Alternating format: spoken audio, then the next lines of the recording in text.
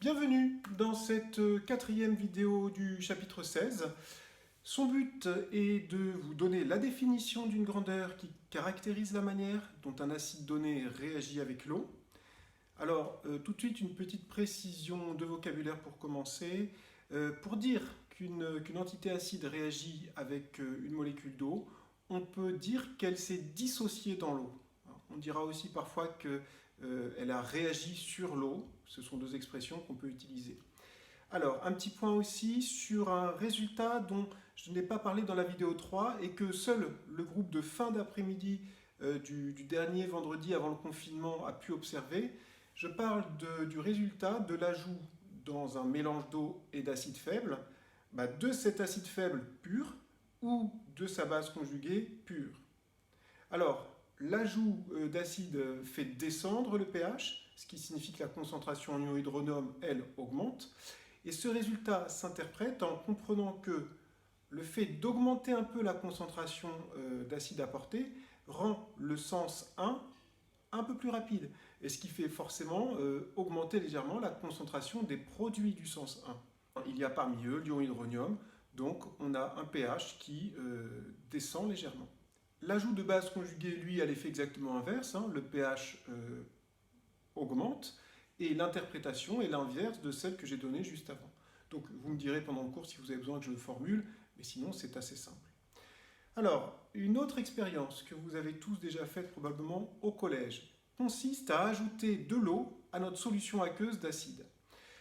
Vous vous rappelez certainement que le pH se rapproche alors de la valeur 7, ce qui est assez logique car ajouter du solvant fait baisser la concentration en ion hydronium. Par contre, ça cache une réalité intéressante et qui vaut le coup d'être soulignée. En fait, ajouter le solvant, c'est-à-dire de l'eau, qui est aussi un réactif de la réaction, eh bien ça rend la réaction un peu plus rapide dans le sens 1 et ça déplace l'équilibre parce que momentanément le sens 1 devient un peu plus rapide que le sens 2 et davantage de hydronium sont créés jusqu'à ce que le sens 1 et le sens 2 redeviennent aussi rapides l'un que l'autre. Et ça veut dire que cette hausse de pH qu'on obtient quand on ajoute du solvant, eh bien ça cache un résultat qui est contre-intuitif, c'est que en même temps que le pH remonte, eh bien l'acide faible se dissocie davantage. D'accord ?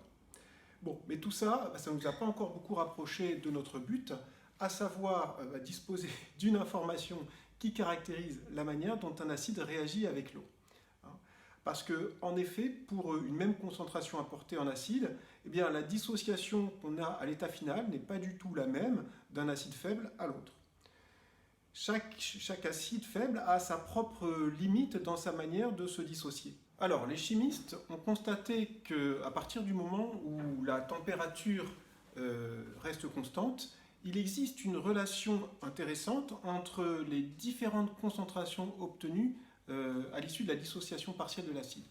Donc, ils ont constaté que la multiplication de la concentration des ions hydronium par celle de la base conjuguée, donc les produits de la réaction, divisé par la concentration en acide non dissocié, donc le réactif restant, donne une valeur qui reste la même, quelle que soit la concentration apportée de l'acide.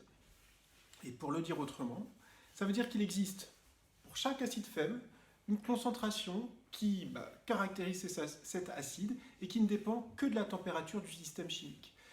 Alors, cette constante s'appelle la constante d'acidité de l'acide. On la note K majuscule, indice A majuscule. Et donc, pour résumer, chaque acide faible possède une constante d'acidité dont la valeur ne change qu'avec la température et dont les scientifiques connaissent la valeur, parce qu'ils l'ont mesurée à chaque fois, pour les différentes températures habituelles du laboratoire.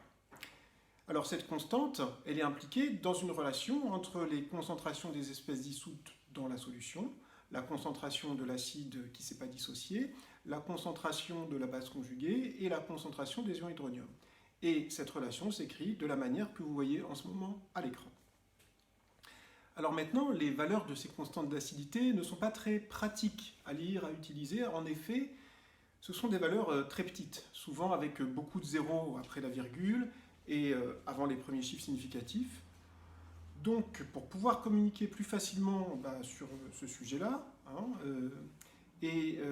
pour pouvoir l'écrire, communiquer, on a recours à une astuce mathématique qui permet de passer d'une toute petite valeur supérieure à 0, mais très inférieure à 1, à une valeur ordinaire, facile à prononcer, écrire, manipuler. Vous voyez de quelle astuce je veux parler, n'est-ce pas? Non? Bon, allez, quand on a des valeurs ultra proches de 0, ou au contraire ultra éloignées de 0, hein, l'astuce mathématique pour transformer ces valeurs en nombres ordinaires. Ah, certains d'entre vous commencent à voir de quoi je parle. Je parle des fonctions logarithmes, et en particulier là, donc du log base 10.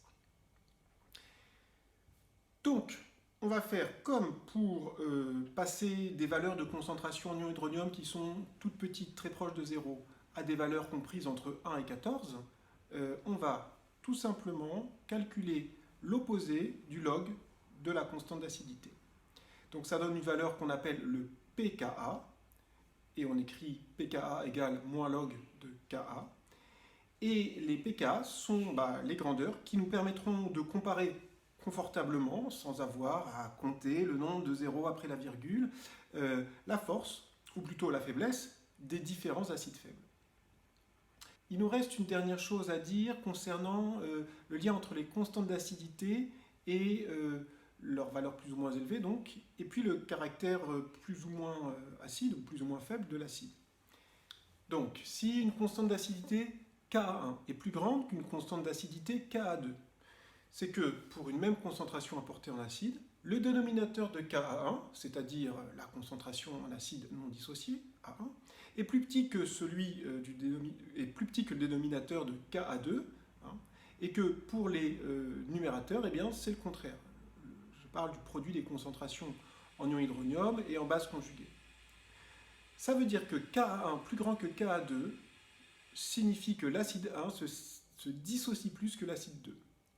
Et puisque la fonction moins log de Ka est décroissante, ça signifie que si le pKa1 de l'acide est plus petit que le pKa2 d'un deuxième acide, ça veut dire que l'acide de pKa1 se dissocie plus que l'autre. De deux acides, c'est celui dont le pKa est le plus petit qui se dissocie le plus dans l'autre.